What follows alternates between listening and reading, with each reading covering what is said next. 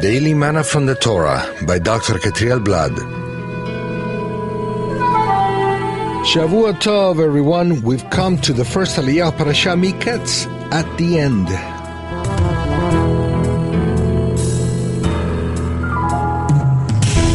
We find this first Aliyah in Genesis 41 from verse 1 to verse 14. We find today's reading in verse 8. So in the morning his spirit was troubled, and he sent and called for all the magicians of Egypt and all its wise men. Pharaoh told them his dream, but there was none who could interpret them to Pharaoh.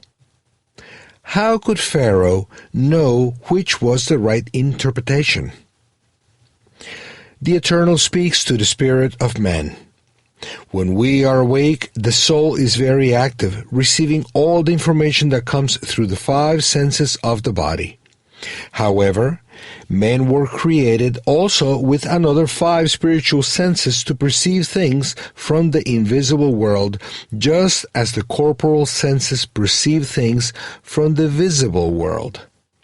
However, after the introduction of sin and death in human beings, his perception of messages and hints from the Spirit has diminished considerably. Men have trouble receiving things from the spiritual world. Usually, the soul is busy with the material world's dealings. Now, the spiritual world transmits messages all the time, and the one with the sensitive spirit will be able to notice them and receive them into his or her soul. This can be compared to transmissions of messages by radio frequency waves in the atmosphere. If we could hear everything that's transmitted at the same time, it would be a chaos of voices, instruments, songs, and other sounds in every language of the world. There are messages in the air all the time. However, sounds can only be perceived with a radio receptor. A well-tuned radio can receive many of the messages that are traveling through the air. The same thing happens with men. When we are awake, our minds are tuned to receive information from the visible world. But when we are asleep, our soul doesn't receive that much information because the five corporal senses are much less active than when we are awake. This way, the soul is a bit free to listen to spiritual messages. That's why the Eternal many times sends his messages at night, because it's when men are usually more sensitive to them. Most of our dreams are the result of the brain's work of going through the information, the impacts, and emotional impressions that we've gotten during our time awake. Sleep is necessary for the brain to have time to organize and treat all that information appropriately. If someone doesn't sleep for a long time, he goes crazy and eventually dies. Egyptians considered dreams very important and emphasized their interpretation. When Pharaoh had these two dreams, he understood that they weren't normal. He felt a very strong inner impact, and he strove to find out what they meant. When Pharaoh's magicians and wise men gave their interpretation, he wasn't satisfied with them. It was written that they couldn't interpret the dreams to Pharaoh. This means that they indeed gave their interpretations to Pharaoh, but none could satisfy him. Why? Because when the Eternal sends a codified message in the fantasy world of dreams, there is a spirit behind it. If one tries to interpret that dream, he needs to connect with that spirit so that the heart of the one who dreamt it feels a connection between the dream and its interpretation. Besides, the details of the dreams have to coincide in an obvious way with the interpretation. That's why the Pharaoh wasn't satisfied with any of the other interpretations from his wise men, because they took them from their hearts and not from the spirit of the one who had sent them.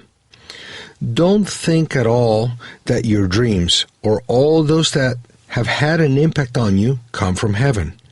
Nonetheless, there are many dreams that are indeed messages from the Eternal. I personally use 3 rules to know if a dream comes from the Eternal or if it's a result of a fantasy of mine. Firstly, it has to remain.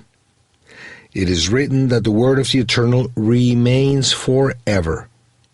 This means that if a dream comes from the Eternal, it remains in the mind for a long time, not only a few days.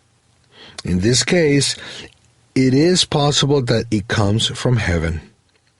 Secondly, it has to agree with the message of the Scriptures. Many dreams reveal what a man feels inside. In dreams come fears, aspirations, strong emotions, both positive and negative, situations that one has lived or doesn't want to live, etc. But if a dream comes from the Eternal, it has to be in line with the moral values and message of the Scriptures. Thirdly, the dream has to be in agreement with what the Lord has put in my spirit. Just as any word of prophecy given to someone has to confirm something that the Eternal has put in him, it is the same with dreams. They must confirm something that is already in my spirit. Since the Eternal had already spoken to Pharaoh's spirit, his dreams reflected that truth. That's why he rejected any interpretation that wasn't in agreement with what he had in him. May the Eternal help us not to take just any dream seriously, but to take dreams that come from Him very seriously indeed. May He give us wisdom not to believe any interpretation, but only the one that agrees with the purpose that the Eternal had with that particular dream. Shavua Tov and Shalom.